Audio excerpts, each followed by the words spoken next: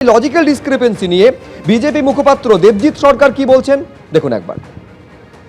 ওনারা শুধু কি ওই কত কোটি কত লক্ষ বলছেন, শুধু তাই নয়, না বলা বাণী অন্য, যারা কিনা মারা গেছেন, যারা কিনা ইহজগতে নেই, পৃথিবীতে নেই, তাদের কাছে ওনারা পৌঁছানো লোক পাঠাবেন, তাদের কাছে ওনারা বিএলএদের পাঠাবেন, ওনাদের ব্যাপার। সর্বাধিনায়ক বলছেন ভাই, আপনারা কি বলেন?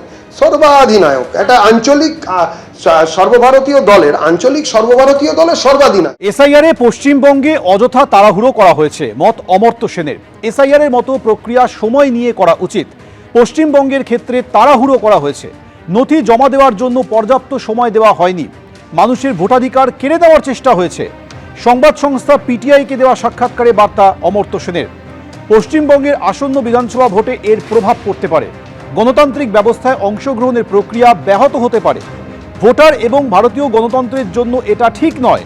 সংবাদ সংস্থার সাক্ষাৎকারে মত প্রকাশ করেছেন নোবেলজয়ী অর্থনীতিবিদ অমর্ত্য সেন। আপনাদের মনে আছে যে কয়েক সপ্তাহ আগে এসআইআর এর লজিক্যাল ডিসক্রিপেন্সির জন্য শুনানির নোটিশ পেয়েছিলেন অমর্ত্য সেন। নোবেলজয়ীর বোলপুরের বাড়িতে গিয়েছিলেন কমিশনের প্রতিনিধিরা। পরিবারের লোকজনের সঙ্গে কথা বলে সেই নথি তারা নিয়ে আসেন।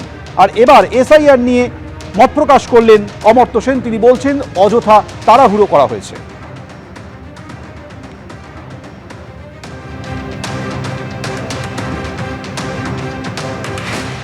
আপনারা জানেন যে সর্বোচ্চ আদালত লজিক্যাল ডিসক্রিপেন্সির তালিকা প্রকাশের জন্য 3 দিনের মধ্যে প্রকাশ করতে হবে নির্দেশ দিয়েছিল, কিন্তু লজিক্যাল ডিসক্রিপেন্সির তালিকা কি আজই প্রকাশিত হবে?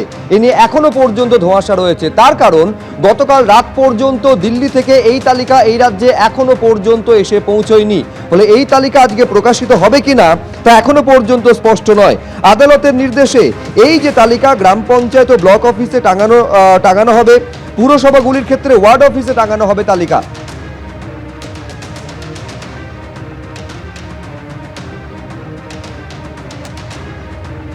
আজই ডেডলাইন, এখনো কিন্তু প্রকাশিত হয়নি লজিক্যাল ডিসক্রিপেন্সির যে তালিকা। এই তালিকা প্রকাশ নিয়ে অবস্থান স্পষ্ট করেনি এখনো পর্যন্ত নির্বাচন কমিশন। আজ রাতেও প্রকাশিত হতে পারে, তারপরেও হতে পারে, এমনটা খবর পাওয়া যাচ্ছে মুখ্য নির্বাচনী আধিকারিকের দপ্তর সূত্রে। সুপ্রিম কোর্ট তালিকা প্রকাশের কোনো তারিখ দেয়নি বলে দাবি করা হচ্ছে সিইও অফিসের সূত্রে। কমিশনের তরফে বলা হয়েছিল 24শে জানুয়ারি তালিকা প্রকাশ করতে পারি। রাজ্যের সিইও অফিস সূত্রে এমনটাই দাবি।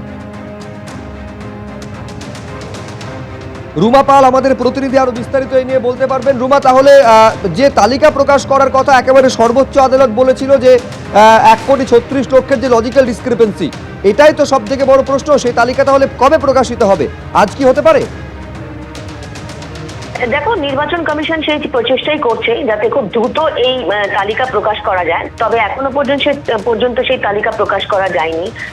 যদি এই আজকে রাতের মধ্যে যদি না হয় তাহলে কিন্তু মনে করা হচ্ছে আগামী সপ্তাহে, অর্থাৎ 3-4 দিন সময় লাগবে এই তালিকা প্রকাশ করতে, এমনটাই কমিশন সূত্রে খবর।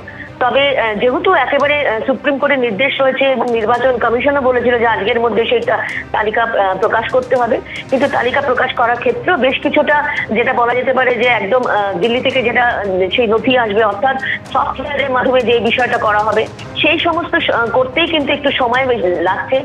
আজ রাতের মধ্যে সেই প্রচেষ্টা থাকবে বটে, তবে যা মনে হচ্ছে, যা কমিশন সূত্রের খবর, সেটা কিন্তু 3-4 দিন সময় লেগে যাবে। এবং বলা যেতে পারে যে আপাতত এই মুহূর্তে যা দেখে মনে হচ্ছে ডেডলাইন মিস হচ্ছে।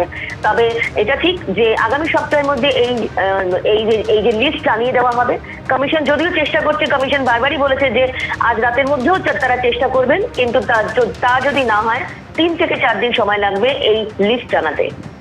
বেশ রুমা, তোমাকে ধন্যবাদ। অর্থাৎ এই লজিক্যাল ডিসক্রিপেন্সির তালিকা কবে প্রকাশিত হবে? আজ যদি না হয় তাহলে আগামী সপ্তাহে সেটা পৌঁছে যেতে পারে, অর্থাৎ আরো 3-4 দিন সেক্ষেত্রে সময় লাগতে পারে বলে সিইও দপ্তর সূত্রে খবর পাওয়া যাচ্ছে। এ নিয়ে তৃণমূলের কি প্রতিক্রিয়া, কুণাল ঘোষ কি বলছেন দেখবো একবার। তালিকা টাঙাতে হবে, সে তালিকাটা এখনো নেই কেন? টাঙাতে পারছে না কেন? তাহলে কিসের ভিত্তিতে রোজ একজন লোককে নোটিশ দিয়ে ডাকা হচ্ছে? বাবা চট্টোপাধ্যায় লিখতেন, ছেলে চ্যাটার্জি লেখে নোটিশ। বাবা মুখোপাধ্যায় লিখতেন, ছেলে লিখছে মুখার্জি নোটিশ। মুখার্জি কেউ জের পর ডবলই লেখে, কেউ লিখে ফেলেছে JI নোটিশ। একের পর এক সম্পূর্ণ অকারণে উদ্দেশ্য প্রণোদিতভাবে হয়রানির জন্য কোটি কোটি মানুষকে বিরক্ত করছে এই বিজেপি। নির্বাচন কমিশন লিস্ট কোথায়? লিস্টটা কোথায়? কেন এখনো সুপ্রিম কোর্টের নির্দেশ অনুযায়ী লিস্ট নেই? যত দেরি হবে তত প্রমাণিত হবে এই সমস্ত রকম কারচুপির খেলা, হয়রানির খেলায় বিজেপির নির্দেশে নির্বাচন কমিশন এই খেলাগুলোর মধ্যে রয়েছে। এবিপি আনন্দ, এগিয়ে থাকে, এগিয়ে রাখে।